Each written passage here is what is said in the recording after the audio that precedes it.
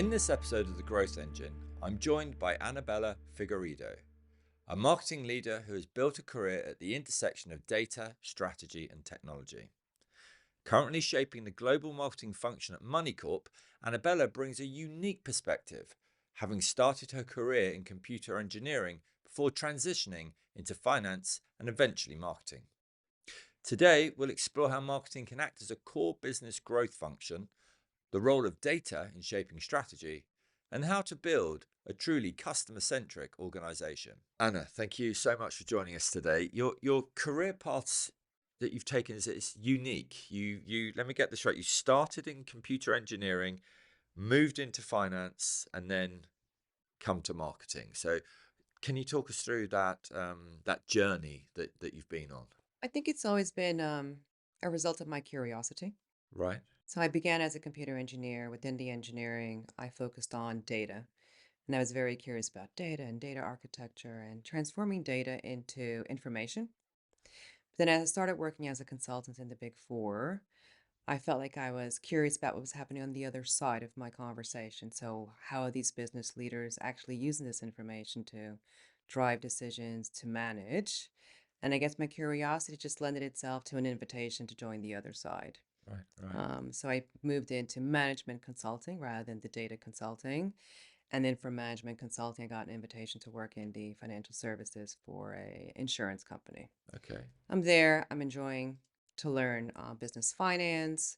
Enjoying to do forecasting and putting a lot of my data principles at use, doing a lot of forecasting, a lot of modeling.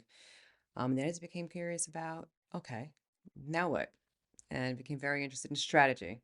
From there, I went to do an MBA here at London Business School and became very fascinated about strategy and the role of thinking of how do we find that fit between the global landscape and how do we find how we be able to actually deliver on customer experience. So figuring out that plan or that strategy was very interesting. And then I bumped into marketing Right. actually. So I went to work for a turnaround bank as head of strategy. And I had a very creative CEO who was also very much a marketeer in essence. And he figured that I can do marketing just like he did. So I was given the task to rebrand the bank. I was given a number of roles around customer experience, but also in terms of advertising and promotion, and also external internal communications. Right. And then as I took on these tasks and these new responsibilities, I actually realized how it was an incredible vehicle to deliver all those strategies that I've been designing in the previous years. And on top of that, it I realized I do have a creative streak to me. It's not just finance and coding. And I realized that's where I'm happiest, where I can actually activate both sides of my brain, Yeah. where I'm doing analytical modeling, working Excel, and then the other moment, I'm thinking about the EQ part of a brand, the EQ part of a brand promise, and how brand and communication and client experience delivers this strategy every day to customers. Fabulous. So thinking back to your engineering days, um, are there any elements that you can sort of apply in what you're doing at Moneycorp today? Is there any sort of things that you sort of look back and, or is it just actually your experience shapes the way, as you were saying, about applying both sides of the brain? Well, I don't know if it's nature or nurture. I don't know if I'm designed like that or it's the engineering that designed it. I do know that I make a lot of my marketing colleagues and peers and even external agencies a bit crazy when I try and put structures and boxes and sequences. And they're thinking, well, that's not how creativity works. And I'm thinking, well, that's the only way I could work in my head. Yeah. So I think there's a lot of structure. There's a lot of data informing. For me, everything that we do in marketing needs to be data led. And whether it's concrete data or data samples, there needs to be a reason to there needs to be a why to what we're delivering. And there needs to be structure again, putting things in boxes. The creative colleagues Yeah. do have a hard time with me sometimes. Systems thinking we talked about. What is, can you expand on that? I love systems thinking. I learned systems thinking as an engineer. I didn't realize what I was learning at the time. Right. It's a long time ago. I go through these classes and you're learning it and you're structuring and you're preparing for the tests. Many years later, I start to realize that everything shit that shapes us around us is in terms of system. And one principle that I apply in systems thinking in every organization, independently of what angle I'm looking at, is a system will always behave the way it's measured. So I think that the most important management tool is actually an incentive tool or the balance scorecard or the recognition tool because the system will always behave the way it's measured. If commissions or bonuses or just actual recognition models favor specific metrics, the organization will find a way to make those metrics work and it really shapes behaviors. And in the back of behaviors is everything else.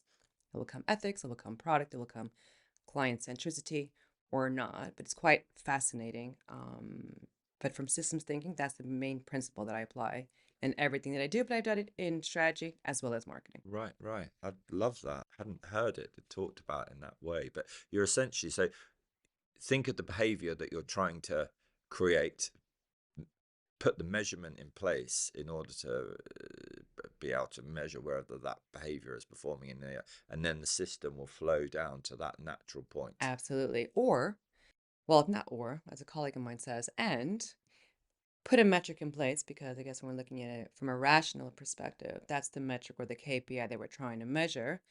But then do a little bit of backward engineering and think about, am I going to get unwanted behaviors from this metric? Right, right, I yeah. think a lot of times unintended consequences come from what we're designing and spending a little bit of extra time thinking about, okay, how can someone can use this metric in the wrong way and what the impact's going to have on behavior. For me, it's really important. It's quite fascinating because Yeah. it's quite often that we're thinking or we're looking at a balanced scorecard or we're looking at a behavior and we can always tie it back to that KPI. Is there any example that you can give it either your existing role or previous role where you've taken that strategy of the thinking of the systems thinking and you've actually built that out into a marketing tool concept?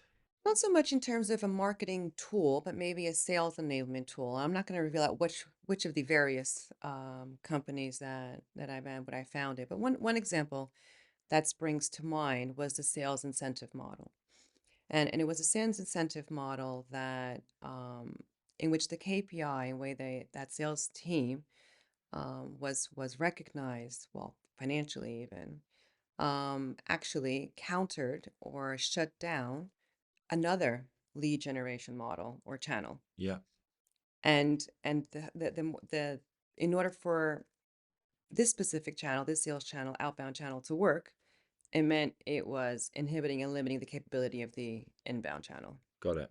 And it was quite interesting to realize that there's only so much effort and energy and investment that we can put in outbound or outreach because it will always be limited by the other channels. So not so much in terms of marketing, but in go to market and what the impact would have on investments going inbound versus outbound. Okay, we'll keep ourselves back on track. I'm sorry, I've taken a No, it's quite. detour there. Systems thinking is quite fascinating. I could spend the whole entire day on that.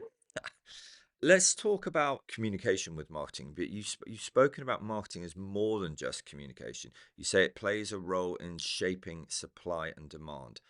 How does that thinking shape your go-to-market strategies? At the end of the day, that's what we're doing. We're producing, we're activating supply and demand, right? And we can't do it without thinking about supply and demand. So start with the demand curve and the sweet spot of marketing and the sweet part of any business is figuring out how to reach that where those two curves cross, Yeah, right? So if you think about demand, it's around understanding what clients want. I mean, I've been in financial services, and financial services is quite interesting, from consulting to insurance to banking, big global to small local. Bankers have been around all their lives. They've been studying and excelling in finance. And the answer is always, we know what's best for customers and we always have the customer's interest at heart. That's great. But how about listening to customers? Because customers know even better. yeah, yeah, Is, yeah. is is what I've been doing for about 10 years now. It is reminding people in the room that, okay, that's great. We all have customers' interest at heart, but the customers know best. So it's very much around activating and reaching out into the customer and absorbing what they actually need. It's knowing how to ask the questions, whether they're open questions or whether we're trying to take them in our own, they're leading questions, and understanding what their pain points are, understanding what their worries and concerns are, and understanding how our products and services can better help make their days a bit easier and fulfilling their potential. And for me, that's the demand part. It's how do we activate customer voice to design the customer and the product. But then, and this is very much from my strategy world, which is we don't live in isolation. No organization lives in isolation. And we can decide that, well, I'm not going to worry about who else is on my left and to the right, and I just need to be my own best version of myself. And that's great to a point, but like everything, that extreme doesn't work either. Because if I have another competitor to the left and to the right who is being quicker in terms of developing, is being more innovative in helping the customer realize they need something they didn't know they needed. Let's think about the iPhone. None of us knew that we needed an iPhone. Yeah, yeah, Can't remember how many decades ago, but now we all need it. We need to know, and we need to be, and we need to let these competitors also help us have an edge on ourselves, right? Sometimes having someone going a little faster is that extra motivation that you need to go quicker, to be faster, yeah. to be more innovative. And that's where the supply comes in, right? So when I understand what my role is in supply of a market, I understand what my customer needs are in terms of demand, and I'm able to find that sweet spot, then I'm also able to number one, design my product and services, but also deliver them in the best way possible for customers. And I just don't know how to think about marketing or business without that very simple microeconomics combination of curves. Listening to you then, another question, or I wanted to get your view on something. So you've seen a lot of different types of businesses within financial services because of your role previously within consulting and working for a range of organizations, big to small. One of the things which I don't know if you've heard of this, the Edelman Trust Barometer. So Edelman, the global PR agency, run a trust barometer survey every year, and they look at the level of trust in certain sectors. For as long as I've been looking at it, financial services has always been the sector with the lowest trust from its customers. Until I think last year, when it came off the bottom rung and rose up a Yes. couple of percentage points. Now, you saying we speak to lots of people in financial services, and they always say we've got the customer's interest at our best. How can that be? There's a mismatch there, isn't there? Because if they think we've always got the customer's interest at best, I forget the word, at top of mind, Yep. um, but there's this misalignment because clients don't trust. There's what is either the industry doing wrong, or what do we need to do to change it? Maybe those are two different questions, actually. Do you have a view on I have a view, but to process in real time, let's see how scrambled that's going to come out. that?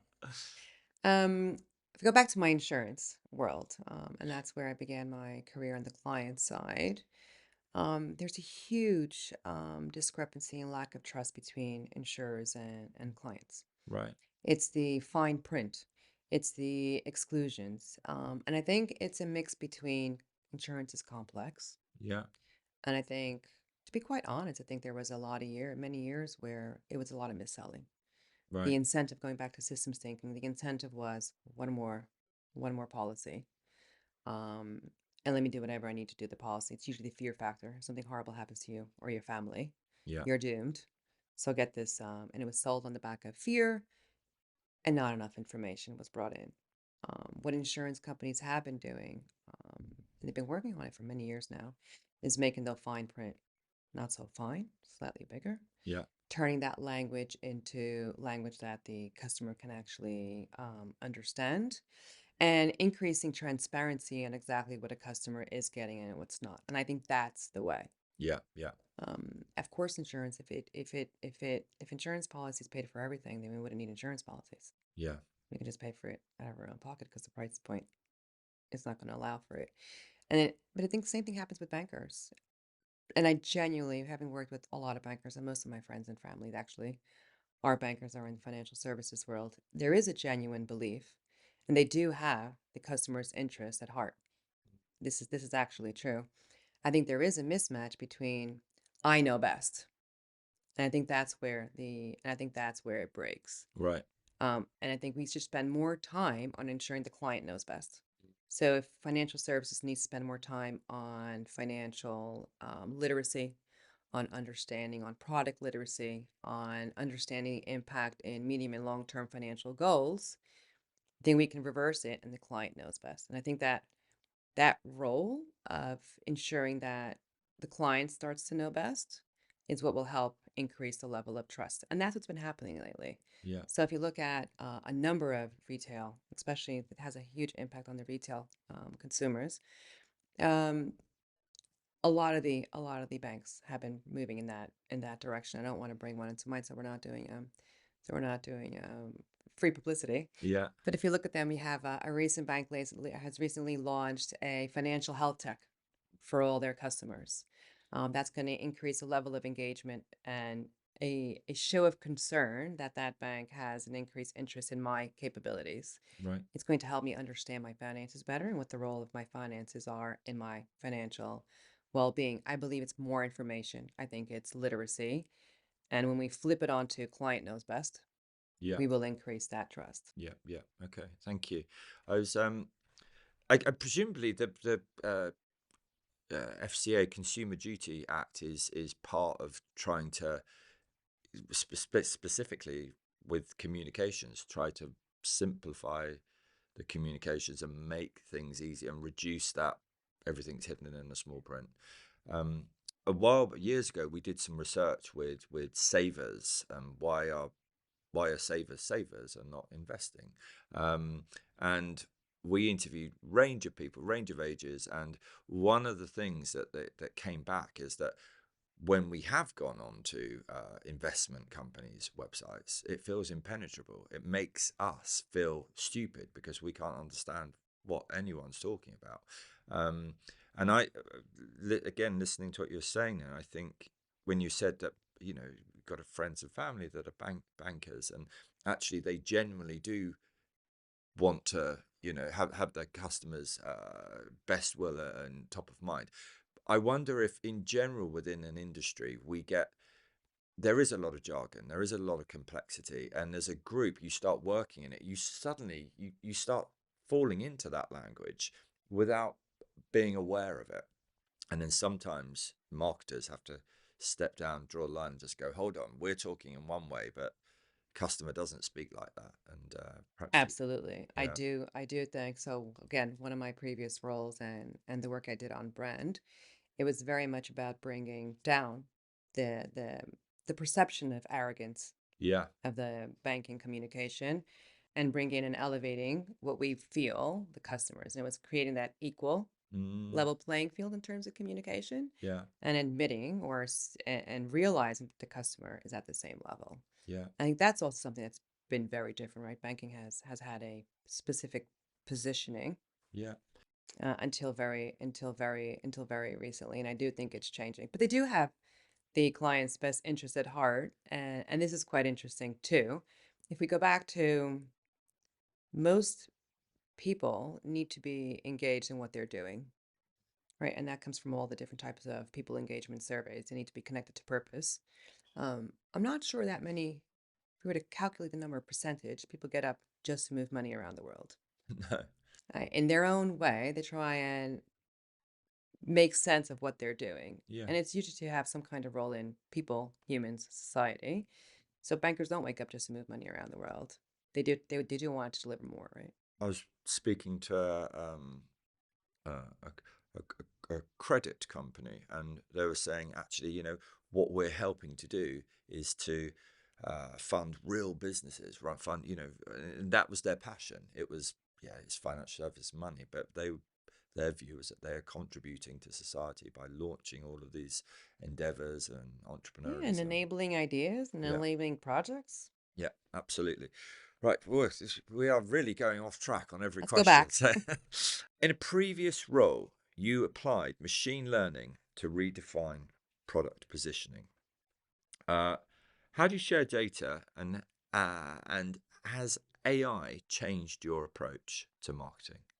Let's go back to the beginning of my career. We're not going to say exactly how many decades that was, but I was focused on art. I was focused on data. I was focused on data architect, and I was focused on very curious about artificial intelligence. We didn't have the systems or the processes that we do today, and I'm very fascinated by AI. So working with a previous role, working with a data scientist at the time, both fascinated by the role of technology in business and business in technology, especially machine learning. We created a side desk project, which was I wonder if we can put that machine learning listening to transactions and what would he or she, whatever we decide the machine learning is, tell us is the anchor product. Okay.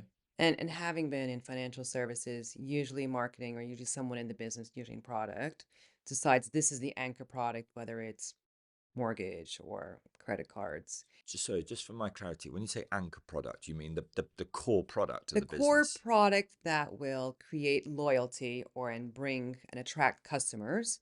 And then you have the cross-selling and upselling of the other products around it. Got it. Okay. Right. And usually the focus is on that credit, on that anchor product. As they go to market, it will usually where the biggest discounts are, usually where the biggest promotion and marketing investment and energy goes. And then Right. all the other ones come along Okay. and they become cross-selling and upselling, right? And it's funny because depending on the market, but there are many markets, for example, in banking that thought it was mortgages. And we put the machine learning and said, let's just see what happens. And out of curiosity, let's see if it confirms that it's mortgages. And here's the curiosity coming into play. Yeah. And it wasn't. It wasn't. It turned out that it wasn't that specific product. It was Wow. actually everyday transactions in banking using your credit card or your debit card Wow. because you're What an insight. interacting with the brand every day, right? And you're looking at it. You might even think that you're looking at it, but Yeah. you're looking at it Yeah. and you're Yeah. building a relationship every day because you're looking at it every day. Just like you have a closer relationship to those humans that you see more often, right? Yeah. Yeah.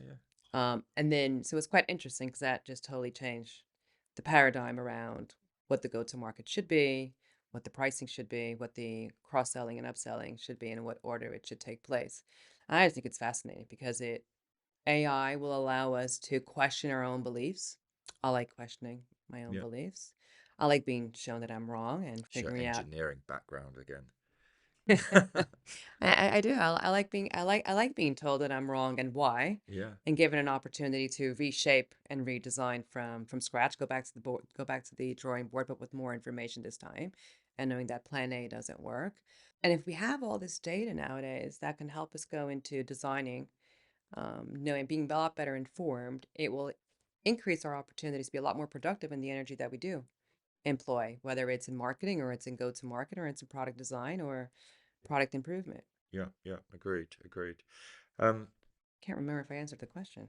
I asked how it's sort of changing, I guess, the way that you're thinking about utilizing AI and data, and how that's That was the past example. Now I'm even more fascinated. So I took a sabbatical for about a year and a half, and I come back into the market, want to bring in some customer experience tools. What do I discover that they do now? And with some passion that I have also on colleague engagement and the role that has in business productivity, we now have tools that correlate client satisfaction with employee engagement. And intuitively, I think all of us know, every single person that's ever been any contact with any business know that happier colleagues produce happier and more satisfied customers. But now you have that data right. that proves and really reinforces that idea.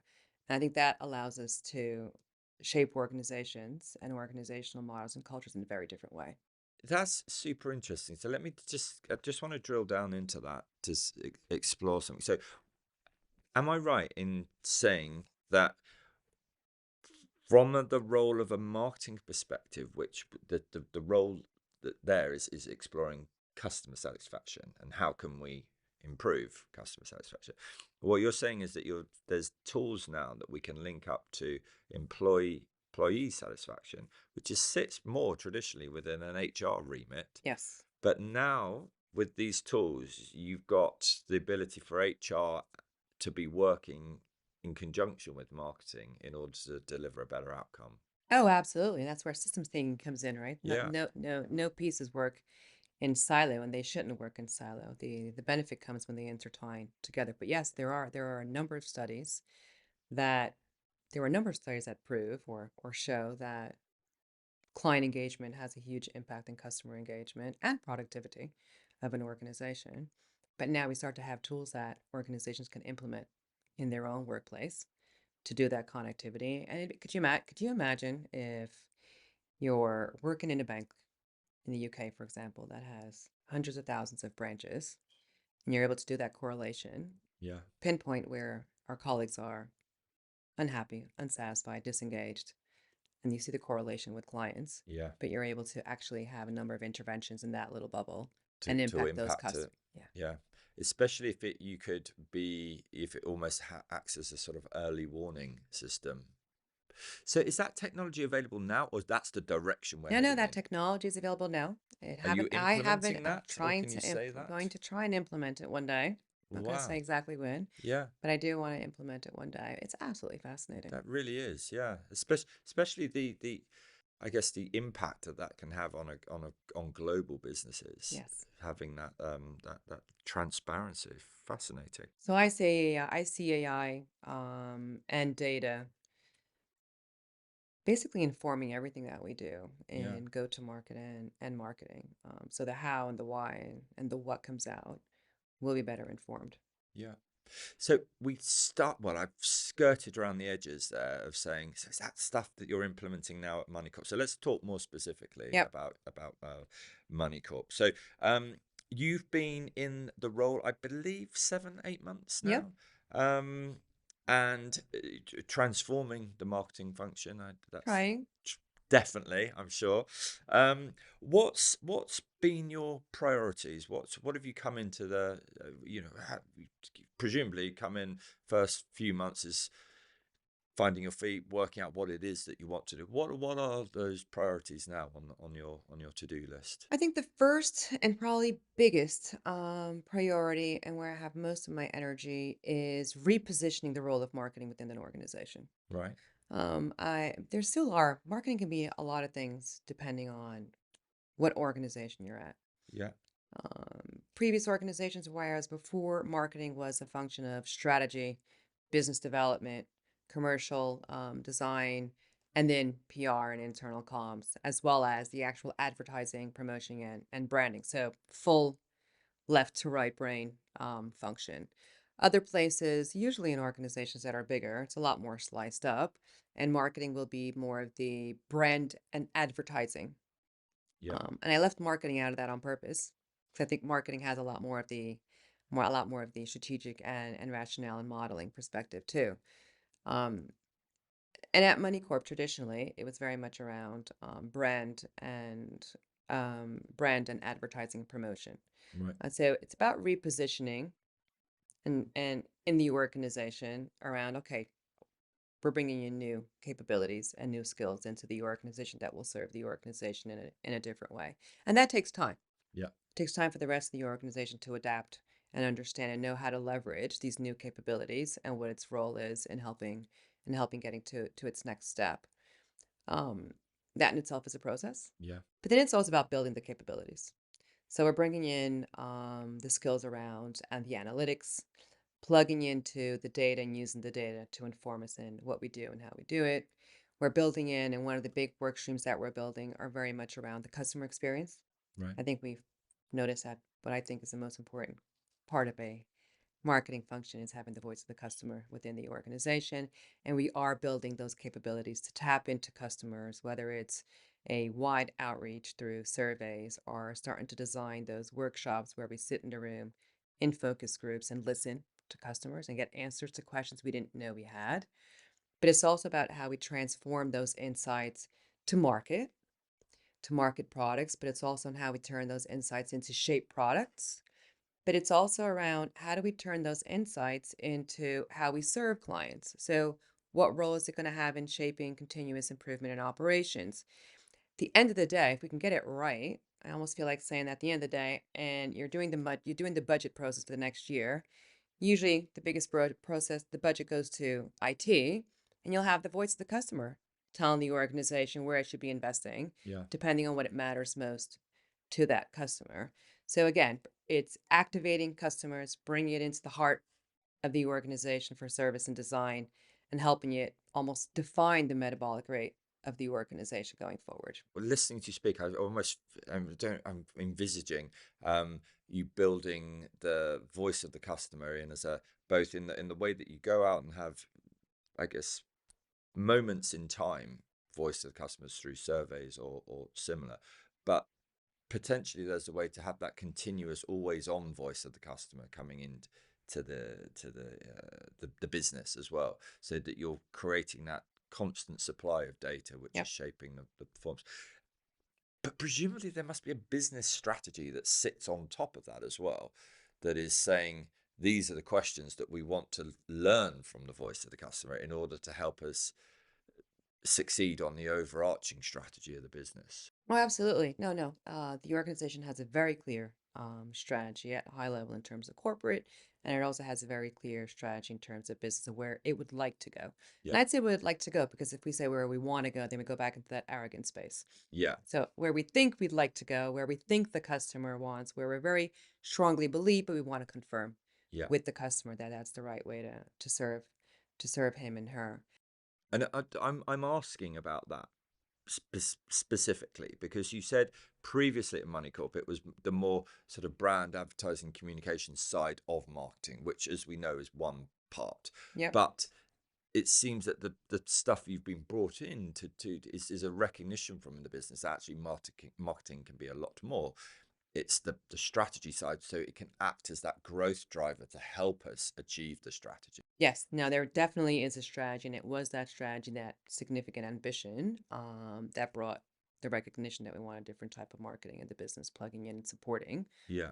all the other areas. Because when you have at this size of transformation, marketing is just one small piece of the puzzle Yeah. that's reinventing itself in an organization like Moneycorp. Mm. I'd say all the different parts of the value chain are finding themselves reinventing Yeah. and upgrading ourselves to the next level.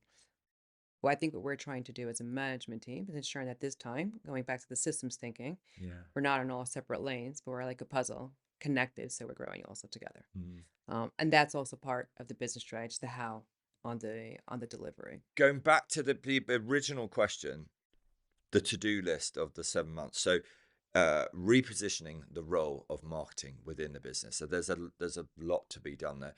Embedding the voice of the customer into the. So those are the two.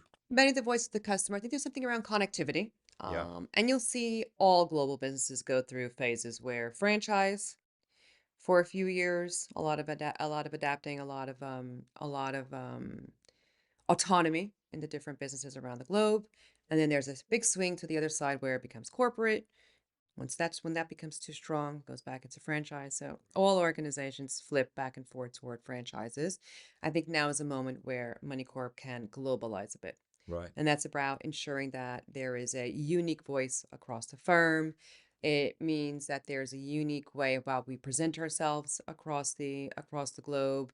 It's that we connect with customers with the same level, with the same communication, with the same messaging, with the same caring points, not just talking points, in a very similar way, especially because most of our clients will be naturally global Yeah. as we think about connectivity in terms of a global payments and FX platform, right? With the drive for Moneycorp now, how do you manage that overarching global messaging, but you are so localized within what more so probably than most other businesses that you have to really refine that localized messaging as well, I would assume. What we're doing is that we're creating a global backbone, Yeah. and we're giving enough room for adaptation and localization. Okay. What we need to ensure is that the localization doesn't lose sight of of the global Yeah. backbone. Is there a system There that is a system. you put in place to encourage that? Because you can't be policing that, I No, imagine, across the volume of territories that you're over. So Well, we've created a global function, so we Yeah, do have representation across all of geographies to make sure that all voices are represented. We're getting closer and closer to the business, the actual humans that interact with our clients. That's where I call the part of the business, to ensure that we have greater alignment. We're also putting in really basic stuff. So, um, on one end, we have these very fancy, I'm not going to put the name so we're not doing free branding, but we have these very fancy tools that do customer experience and client and employee experience and do all these correlations with AI. But then there's very basic stuff. So we just launched a very simple SharePoint portal right. Yeah, that is now accessible through every colleague around the whole group, where we have our framework and our branding and our value proposition in terms of global narrative, yeah, and where we have all the different sites also on that same portal with their own localization, but where everybody can see it. yeah, I- So it's not like one specific geography can localize it and someone on the other side of the pond doesn't know what the localization looks like, yeah. but it's there. Sometimes it's basic stuff. Sometimes it's just a robust SharePoint portal that everyone can access. Yeah, it's kind of like common sense approach, getting the basics right. And if maybe they haven't been there before, you got to have that infrastructure working. Presumably, educating the team around Why? yeah why it's important, Yeah. consistency, all of that stuff that goes into it. Is there more information that you can sort of say that within the role that you're actually doing at the moment, breaking it down a bit more granularly, how the steps you are to actually embed the voice of the customer in? Previously, when we had an initial conversation around this, you talked around sentiment analysis, feedback loops, NPS thing. I'm probing around that area. We're still very much the initial phase. We just created the function at the beginning of the year and brought in someone to lead that. So very, very initial phase. But we do have a architectural skeleton of where we want to go. Yeah, So there'll be something around having direct feedback from customers, whether it's after a specific service, and getting that post-service feedback loop, or having a general sentiment analysis. How's that relationship going? Are we strengthening or are we losing points with the customer yeah, in a specific aspect? And then it's those different workshops in the service and the post-service surveys that we're launching. We want to implement something that is very known in customer experience world, which is the close the loop. So if there's a specific trade that happened, a customer wasn't happy, there's a reason why. We want to get that information very quickly and we want to respond to the customer within a very short SLA. I don't know what that short SLA will be yet because it depends on the different case studies that will come through. But we have those, which is very direct, one-to-one, close the loop. And then we have the ones where we want to turn it into actionable insights, where it then becomes reporting that we plug into the different parts of the value chain of the organization. and that's where in you alluded to that earlier about saying the business has a view on where it thinks it wants to go, but actually the voice of the customer should be the one that actually dictates that. Absolutely. So it's about checking and validating with the customer Yeah, that we're on the right direction. yeah, yeah, yeah. Brilliant. And that's where a little bit of a humbleness comes into play in leadership and in business development too, right? Do you think businesses within financial services are getting better at being humble? I genuinely do. I think the bringing in the voice of the customer, the having the customer support where an organization goes is it's increasing, and you see from the value proposition that we're all getting, Yeah. whether it's a better app, whether it's different types of notifications, whether it's different auxiliary tools and functions that we're getting on managing our finances better. It's because there is an increasing care about what we want, right, and what adds value to us. I wonder if it's also driven by the fact that there's more data now to prove the impact that it has for Yeah, but for that's for the across the board. yeah. More data will help us get more informed decisions. Yeah. Okay. Okay. Let's go back into as we've gone a lot into the strategy side, but I'm also keen to talk about the brand building elements as well. Yep. That you're being tasked with. Um, how do you balance the brand building side with the actual commercial drivers of the business? It has to be fully aligned. I think that's what's also fascinating in today's world on brand. I think brand, there are a lot of ways to look at brand. Yeah.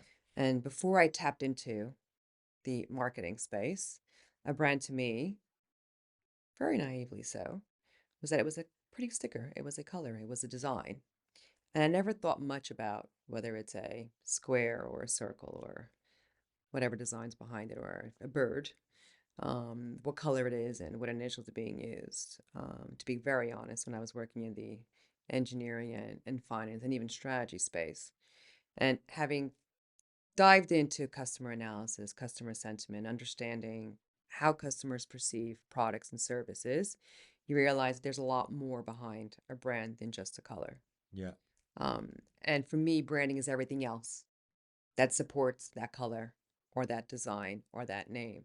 It's is this brand trustworthy? Can I trust them with my finances that I worked so hard to save and to put away? Can I trust that it's going to transfer a a a, my finances in the moment that I need as quickly as I need if I have a son or a relative somewhere far that I need to get funds to? Is it going to help me save for tomorrow in the way that I need, so that when I get to tomorrow, I'm where I need to be. Um, I think a brand, the first thing I think comes behind a brand is the level of trust. And that's what I like to work on in terms of brand and what does this brand mean and what does it translate into. I think with that done, half of the work and half of the productivity that comes from the commercial aspect is already done. Right. I see. Yeah. So I think it will be one story to have a sales outreach when the brand isn't known. There's a whole selling on brand, and then there's a selling on product, and then there's a selling on SLAs, and then there's a selling on the price point for all of the above. When a brand is already known and there's a trusted aspect, half the sell is already done or not. Yeah. And then it's just around talking about the product and the service that it's bringing. So I don't think they can work separately. Yeah. And I think the brand is about it is exactly how you can deliver a business to customers. When you consider the the the customer, the voice of the customer, and you bunch all of the businesses within financial services, it's awful to do, but the financial services sector, the the the the delivery, the outputs of what they're doing, and the reasons why the customers use these companies are very emotionally driven reasons. Their whole lives are caught up within them, and I think it's surprising how I don't think the financial services sector as a whole is as advanced in its brand thinking as other sectors. But I think that those brands and businesses that do have a deep understanding of the impact of the importance of it generating trust within clients, I think that they will excel within the markets compared to those ones that don't. And Absolutely. I see some fantastic businesses that are really advanced with their thinking of brand and the potential, the importance of it.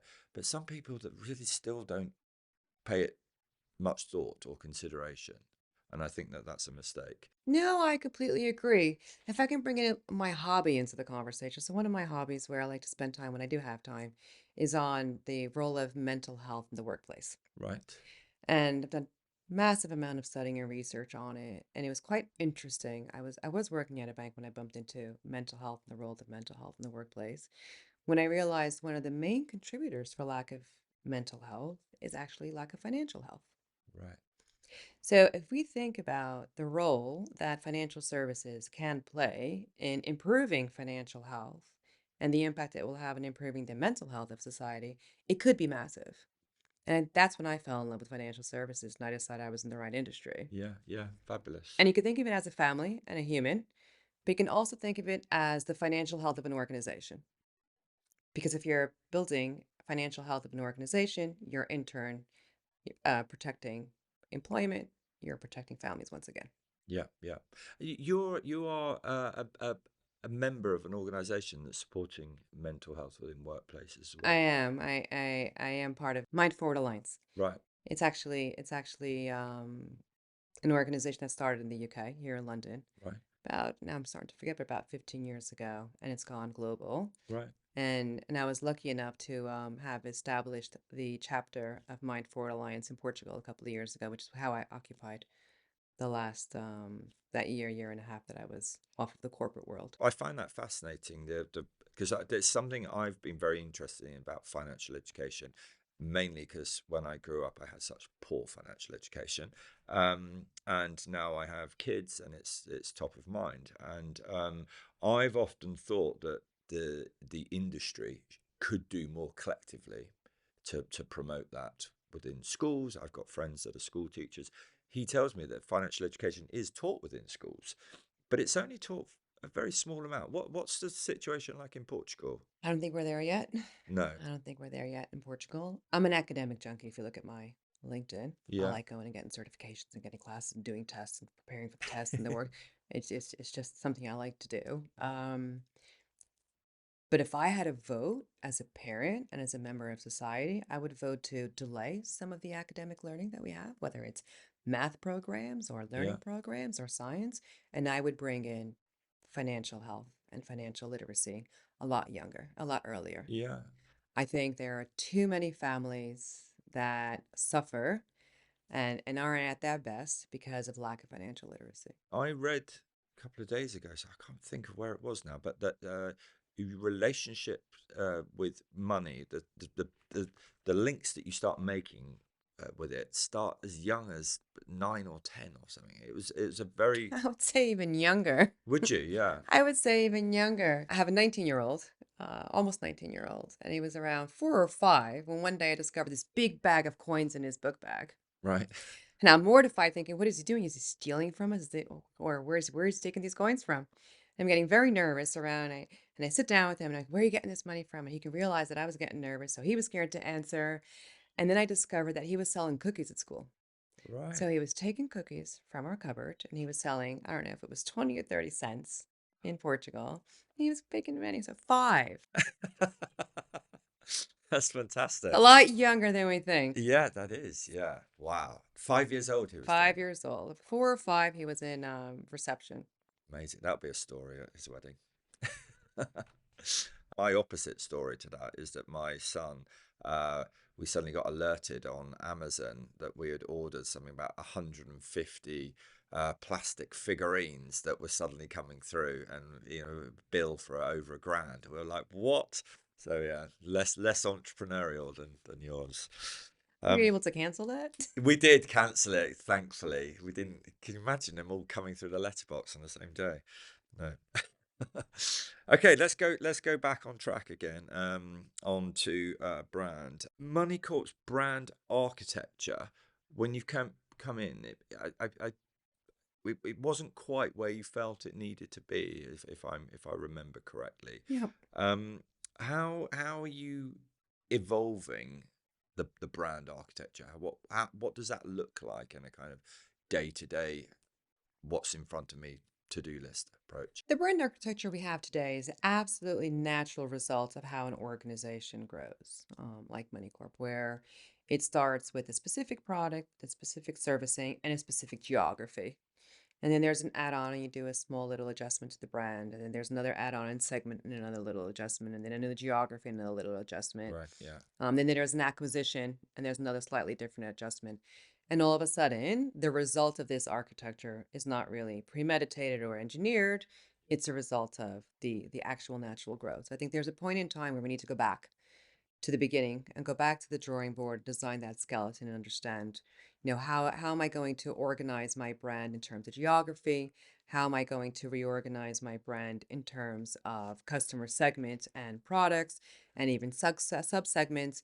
And I think we just need to go back to the drawing board. So we're again, I'm only 7 months in, and we're going back to the drawing board. But what we really want to do is have that thinking in terms of, I almost call it like architecture and a bit of engineering behind it, Yeah. and ensure that when we do redesign it, it will be scalable. So if tomorrow we want to increase segments, we want to increase geographies, we want to reshape the geographical footprint. So maybe it's not a country, it's a region, or the other way around.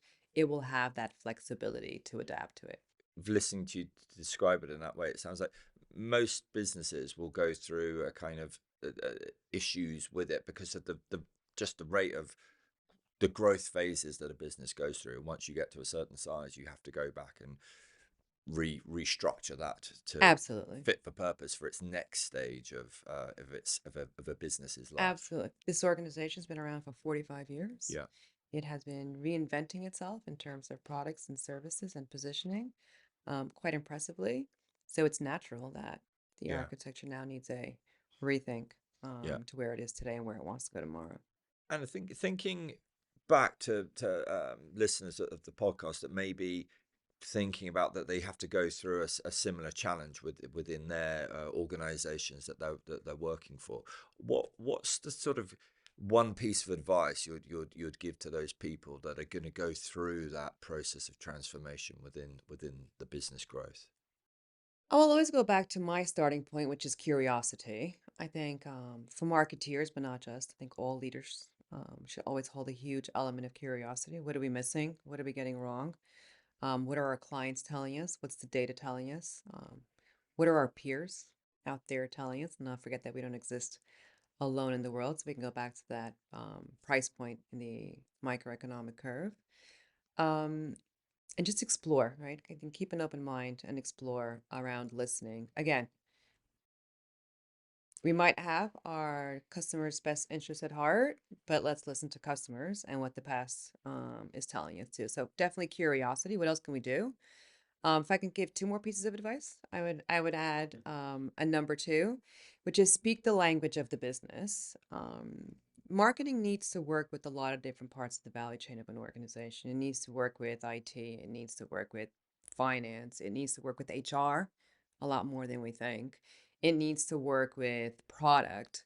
I guess going back to that jargon around finance you were saying a little while ago, I think we need to also park the marketing jargon Yeah, and have the ability to speak the language of finance and IT and product and HR and understand how these roles intertwine so that we are able to have a conversation around the table and not just a branding and promotional conversation around the table. I think if we're able to do that, we're able to add a lot more value in terms of what we're trying to deliver, contributing, but also receiving from the different areas of a business. And then lastly, but not least, marketing can be absolutely fascinating, especially for creative minds. I have a creative daughter who will get lost in the designs and the creativity and all of the emotional impact and beauty that comes from the creative part of marketing. I think one thing that I would definitely suggest and recommend to all marketeers is not to remove or reduce any of that, but ensure that there's always connectivity between the creative part and the commercial aspects yeah. because it will only serve and will only work if it's connected and it's actually producing results. So, if I'm doing an amazing event, how can I track it? Is it producing the results that I needed? And if it's not, it's okay because information on what's not working is just as valuable as what is working. Is a commercial or advertising campaign and piece working? I might think it was the best logo I ever thought of, but did it resonate with customers? Did it make my customers think of what I wanted them to think of and resonate with them? Bring in those data points to check whether what we're delivering is the right messaging. So it's very much around ensuring the commercial impact, whether it's direct in terms of revenues and customer growth, or indirect and is intermediate KPIs that will help us then deliver products and services to customers. You said, and this has been coming up a lot in conversations I've been having about the importance of CMOs and folk within marketing to be able to speak the language of the CFO and the CEO to actually give marketers chance to actually have an impact in those bigger issues within the business. If you've come from a traditional marketing background, just studying marketing, that stuff isn't, you don't pick that stuff up. So where do people go in order to close that gap, in order to start improving their skill sets within speaking the language of the CFO? Or are there resources that you'd point them to? What would if someone in your team came to you with that question, what advice would you give them? To go back to my first piece of advice a little while ago, which is curiosity, Yeah, right? And one of the probably most impactful leaders in my career, always reminding me that it's okay to come to a table and ask questions. Okay. Yeah. We didn't all show up. I'm definitely wouldn't say I am fully experienced in all the financial services that I've dipped in and out of. I think it's absolutely okay to walk out of a room and say, I didn't get that feature of a product. What does that do again? Yeah. How does that serve customers? How does that work? Why do customers pay for it? Or sorry, I didn't get that, that financial report. What is it trying to tell me? What does it Yeah. mean about the past? What does it mean about the future? What impact does it have anywhere else? Or whether it's operations. Sorry, I don't get that. Why are we doing that? AML, what is AML? Why are we doing all these questionings? Why is it so hard? I think it's absolutely fine Yeah. to ask the Just question. So ask those questions. Yeah. the internet is amazing, and you can get courses on everything. You can get mini MBAs and get free, probably online programs and learning from whatever we want. But in organizations, you can just tap around your colleagues, Yeah. go into a meeting and ask questions, and it's okay to ask questions, not know. Yeah. Yeah. That goes back to our very original point that we started talking about off camera about the importance of being in and around the work to actually be in a position to ask those questions. Yes, I do believe that we're in an interesting moment in time where we've gone from lack of flexibility to integrate work and personal life, and the full hybrid and remote. I might have gone to Yeah. the other extreme, and I think it's time for us to find a balance so that we can have those conversations by the water cooler and the coffee machine Yeah. and ask those questions. What was that about again? Yeah. Yeah. Just to, in order to do exactly this, just to Yes. be more curious and learn faster. And yeah, fabulous. Thanks so much, Anna, for joining us. I've thoroughly enjoyed our discussion this afternoon. I hope it's been okay for you as It's well. fantastic. Thank you. Definitely a good opportunity to take a step back and think about everything holistically. Yeah, no, it's brilliant, and good luck with your career at Moneycorp and getting all of those to-do lists ticked off the list. Thank you. Thank you for listening today to The Growth Engine.